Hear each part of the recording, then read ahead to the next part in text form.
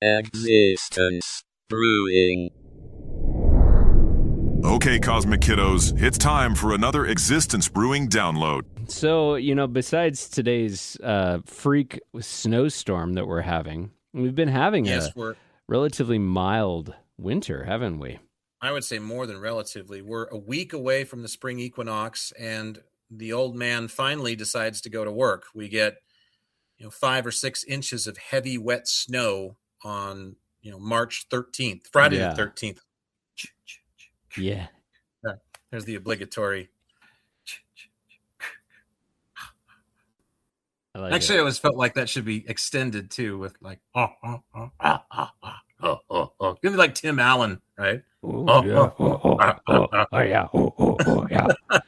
But no, so I've been really going full bore on the gardening, and last year I did probably like 6 trays of starts, thinking that I wouldn't have as much success as I did with starting the plants, and I ended up with more tomato plants and basil and plants that I really knew what I could do with. I mean, we had like hundreds of plants in our basement that we had under substantial grow lights. Oh, that's what those plants were in there under the grow lights. I didn't want to ask because I don't want to be a witness for the state. So. Yeah, you didn't want to get in trouble. It's like, what are those spiky plants in there? Yes. I wonder. There's a rather strong herbal smell coming from your basement. Yeah, no, so I started doing some starts again this year. This year, I vowed that I would not have as many plants as I did last year, so I cut down the amount of space and trays in half, and I'm growing more variety this year than, just quantity. And so, are you trying anything new? Oh, yes, we are growing some cucumbers. We are growing some different lettuces. As you know, one of the gardeners in our circles, our existence circles, is quite the gardener, and he has turned me on to quite a few new varieties of lettuce and a lot of really cool different things for the palate besides just your average store over the counter stuff. I mean, you can get into some pretty exotic different flavor profiles with the lettuces. So. And I also started looking into bees because one of my coworkers with the bees, I'll tell you. One of my coworkers is starting a hive, and it's a big deal. And so he's got to pick up the bees like in 4 weeks when it gets a little warmer, and then he has these hives that he bought online, and he put them together. They're like made out of cedar. And he's going to have these bees on his property, and he's going to be basically taking care of them and then harvesting honey from the hive. And so starting an apiary. Yeah, and I started looking into different ways that you can kind of be, maybe more of like a friend of the bees, because as you may know, there's like a substantial loss in the population of honeybees, and mainly due to different pathogens and things that are just annihilating the colonies of bees. But I've actually started looking into these things called bee hotels, and you don't necessarily put the bee hotels up because you want to have a honeybee hive. It's more for like the native bees that aren't a part of a hive. And so there's different types of bees, and these bees that you would put up this bee hotel for, which is kind of like a birdhouse. It just has these like little tubes where they can kind of nest and just kind of have like a safe place to just hang out.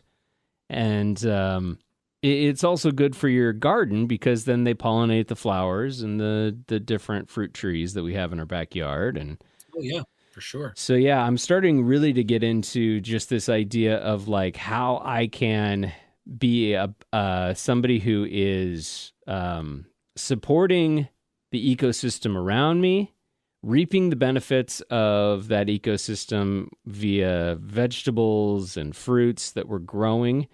And it's just another thing in my toolbox of gardening. That's very cool. You are simpatico with Maddie. She's been on a bee kick lately. She's watching these YouTube videos about guys starting apiaries and keeping bees. And, we live in an apartment, so that's not really going to happen. There's also if the plural of ordinance isn't ordini, it should be. And so I'm going to call it ordini. There are ordini that prevent you from keeping bees within the city limits as well in many municipalities. So, but yeah, I know one of the things about the bees, you said they've been under attack, and it's true. Sadly, there isn't a lick of honey that you'll find that doesn't contain at least trace amounts of cesium, because years and years of above ground nuclear testing in the 1950s and 60s has produced a lot of cesium that has been passed on in the environment. It's a byproduct of nuclear reactions, and the bees carry that. All bees carry a particular level of cesium, and they put it into the production of the honey. So it's one of those little radioactive byproducts that we live with, and that our bees, unfortunately, have had to live with because we love to find new ways to blow each other up en masse. So that's really sad, but, they're surviving nonetheless, but they've been under attack from a lot of different things. You mentioned the pathogens. I think they had that bee virus that was going around. They were figuring out that was killing a lot of the honeybees, and then they've got that murder hornet that they've been finding in over in our neck of the woods that I think they finally gotten out of here, but it's over in Asia. Well, and pesticides too is also a big factor. They've also noted that there are a lot of people who are choosing, for whatever reason, to not have as much foliage in their yard. And so when you have, a yard that doesn't have trees or doesn't have a lot of different landscapes like flowers, and then you're essentially cutting down on the amount of resources that the bees have to then pollinate and take back to their mothership. I'd like to say this. I think this is sort of my bee soapbox, and it comes from having experienced primarily the reactions that my nieces and nephew had when they were children to bees that was sadly bestowed to them by their mother. And so I'd like to make an appeal to all the mothers in the world and all the parents in general, the mothers and the fathers, to get off this teach your children how to be afraid of bees bullshit that I'm seeing so frequently. I know that not all parents are doing that. Some are doing the right thing and educating their children that bees and birds in particular, you ever hear of the birds and the bees? That's how you got here. That's why you're here. That's why I'm here to help put you here. So we're forgetting some of the basic lessons about how the planet revitalizes and manufactures and thrives and moves on as a living entity, and some of the things that are living alongside her and with her as part of that ecosystem and that structure that make that possible. And bees are one of the principal foundations of that. But running into far too many people that, their kids, bee, and they freak. And it's just like, look, bee's not going to sting you. It could, it is equipped with a defense mechanism in the event that you fuck with it too much. So how about not swiping at it and not freaking out and panicking and putting out that pheromone into the environment where you're afraid, and then it gets pensive, because all things are energy. So, people that are afraid of bees, I couldn't believe this, but even Madison was afraid of bees when I first met her, and we've gotten her to the point where she's not. She told me about when we visited the lavender farm. And if you've ever been to a lavender farm, one of the absolute things that's at every lavender farm is a boatload of bees, because the bees love the lavender. And usually the lavender keepers, the farmers, are having bees work the lavender so they can produce lavender honey, which is absolutely delicious.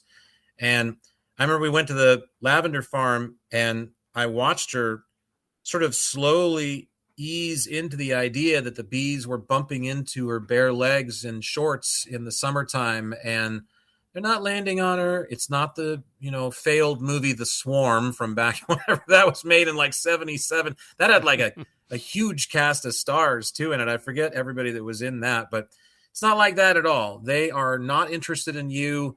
They are doing work as assiduously as possible, and they're wonderful creatures. And so we need to teach our children just that not only do they have a place here, like everything would have a place here. I mean, I would say this about a ringworm, even though it's something you don't want to get.